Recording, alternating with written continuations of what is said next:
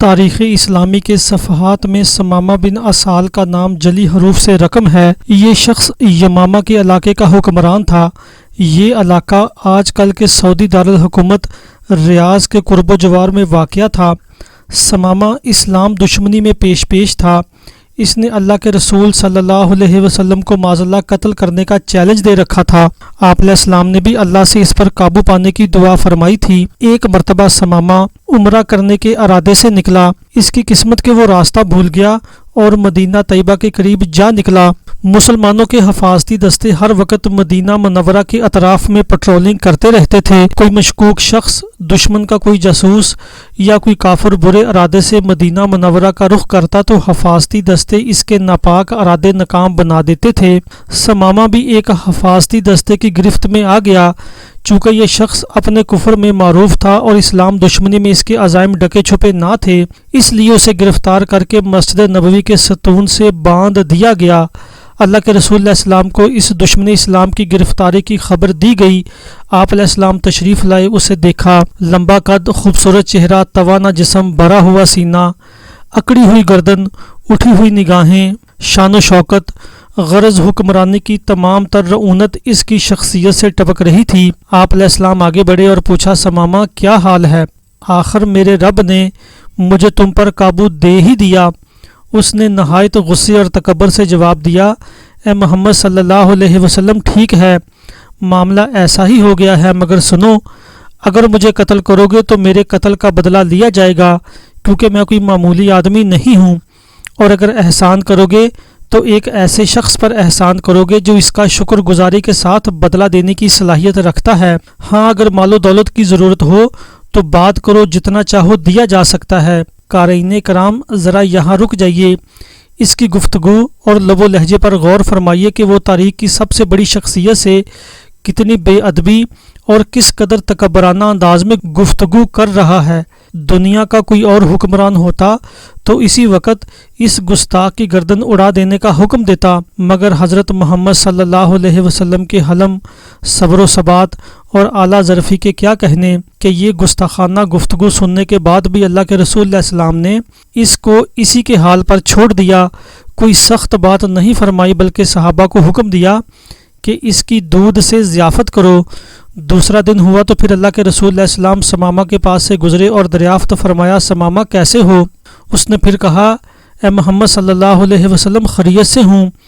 اگر قتل کر دو گے تو یہ ایک ایسے شخص کا قتل ہوگا جس کا خون رائگاں نہ جائے گا، اگر معاف کر دو گے تو شکریہ ادا کریں گے، اور اگر مال چاہتے ہو تو بات کرو۔ ابو ہریرہ کہتے ہیں کہ ہم جیسے مساکین آپس میں گفتگو کرتے تو کہتے تھے کہ اسے قتل کر کے کیا ملے گا، امیر آدمی ہے، اس سے مال ہی لے لینا چاہیے، کم از کم کچھ دنوں کے لیے روٹی تو میسر آ جائے گی۔ تیسرا دن ہوا، آج اسی چیز کا فیصلہ ہونا تھا۔ اللہ کے رسول علیہ السلام نے پھر پوچھا، ثمامہ کس حال میں ہو؟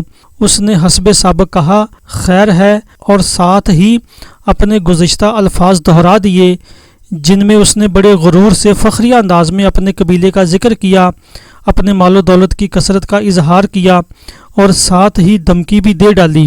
اب صحابہ کرام منتظر تھے کہ اس گستاخ کو کیا سزا ملتی ہے۔ وہ آپ کی آواز اور حکم کی طرف کان لگائے کھڑے تھے کہ رحمت للعالمین صلی اللہ علیہ وسلم نے حکم دیا، اس کی رسیاں کھول دو۔ پھر فرمایا، ثمامہ جاؤ، میں تمہیں بغیر کسی شرط کے رہا کرتا ہوں۔ حکم کی تعمیل ہوئی، ثمامہ کو رہا کر دیا گیا۔ اس نے اپنی سواری پکڑی اور اس کا رخ مدینہ سے باہر کی جانب کر کے اسے دوڑانے لگا۔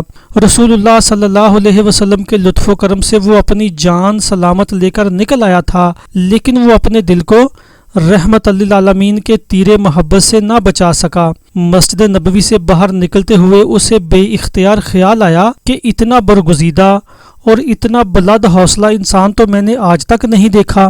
میرے الفاظ میں کتنی شدت اور حدت تھی، مگر اس کے باوجود ان کا تحمل ان کے غصے پر غالب رہا اور انہوں نے مجھے رہا کر دیا۔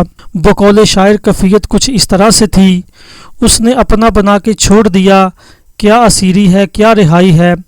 سیرت نگاروں نے لکھا ہے کہ وہ مدینہ کے ایک نواحی باغ میں گیا، کنویں پر غسل کیا، صاف ستھرے کپڑے پہنے، پھر اس کے قدم خود بخود مسجد نبوی کی طرف بڑھنے لگے۔ اللہ کے رسول علیہ السلام ابھی تک وہیں تشریف فرما تھے۔ آپ علیہ السلام نے اسے دیکھا تو فرمایا، ثمامہ ہم نے تو تمہیں چھوڑ دیا تھا، پھر کیسے آنا ہوا؟ اس نے عرض کیا، آپ کا رہا کرنا بھی کیا خوب رہا کرنا ہے، آپ نے چھوڑا تو ہے مگر ہمیشہ کے لیے اپنا بنا کر۔ اب میں آپ ہی کا غلام ہوں، میری تمنا ہے کہ مجھے کلمہ پڑھائیے اور اپنے جان ساروں میں شامل کر لیجئے۔ اسلام کی نعمت ملنے کے بعد اس نے کہا، اللہ کے رسول، اس کائنات میں آپ کا چہرہ میرے لیے سب سے زیادہ قابل نفرت تھا، آپ کے دین کو میں نہایت برا سمجھتا تھا، آپ کا شہر میرے لیے سب سے ناپسندیدہ تھا، مگر اب جب کہ میں آپ علیہ السلام کا امتی بن گیا ہوں اور میں نے آپ علیہ السلام کی بیعت کر لی ہے تو اب آپ علیہ السلام کا چہرہ مجھے ساری کائنات کے چہروں سے زیادہ محبوب ہے۔ دنیا کا کوئی دین آپ کے دین سے بہتر اور افضل نہیں، اور آپ کی یہ بستی روئے زمین کی ساری بستیوں کے مقابلے میں میرے لیے محبوب ترین ہے۔ میں گواہی دیتا ہوں کہ اللہ تعالیٰ کے علاوہ کوئی معبود برحق نہیں ہے، اور میں گواہی دیتا ہوں کہ آپ اس کے بندے اور رسول ہیں۔ اس نے مزید عرض کیا، اللہ کے رسول، میں اپنے دین کے مطابق عمرہ کی نیت سے گھر سے نکلا تھا، اب جب کہ میں مسلمان ہو گیا ہوں مجھے عمرہ کی اجازت عطا فرمائیں۔ اللہ کے رسول علیہ السلام نے اس کی تربیت فرمائی اور عمرے کا طریقہ بتایا۔ وہ مکہ مکرمہ چل دیا۔ ثمامہ عرب کے حکمرانوں میں نمایاں مقام کا حاصل تھا۔ مکہ مکرمہ میں قیام کے دوران وہ اللہ کے رسول علیہ السلام کی صفات اور اسلام کے حوالے سے مجالس میں گفتگو کرتا رہا۔ کفار کے لیے یہ باتیں بہت تکلیف دہ تھیں، چنانچہ انہوں نے کہا، ثمامہ بے دین ہو گیا۔ اس نے کہا، اللہ کی قسم میں بے دین نہیں ہوا بلکہ مسلمان ہوا ہوں۔ میں نے محمد صلی اللہ علیہ وسلم کی نبوت کی تصدیق کی ہے۔